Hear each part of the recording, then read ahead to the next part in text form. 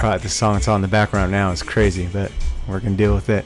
Okay, so say you're working on something and you want to save it. The easiest way to save it is just to go here to File and just say, hey, save a session.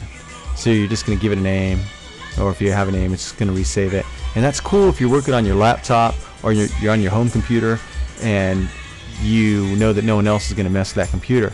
But if you're at school and maybe some stuff is on the desktop, some files you're using, some files are on Zool, some are off my folder, some are off the D drive, well then you want to be really careful when you save, because you might want to open up later on, and if you just save the session, it's a really small file and you don't take anything with you.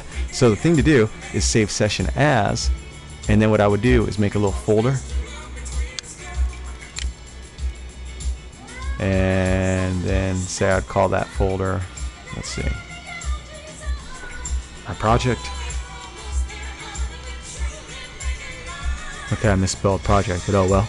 Okay, so my project, and then this is the most important thing, not the typo, but hitting this tab right here. If you say save copies of all associated files, then no matter where the files are at, when you save it, what happens is it saves the session, which is information that says, alright, what to do with the files once it has them, but more importantly, what it'll do is it'll make copies of all those files and put them in that folder.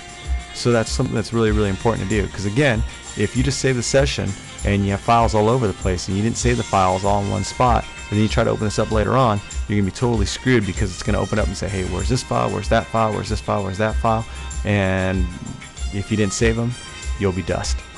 You don't want to get into that. So again, remember what I did. I went to File, Save Session As, and I checked that little box.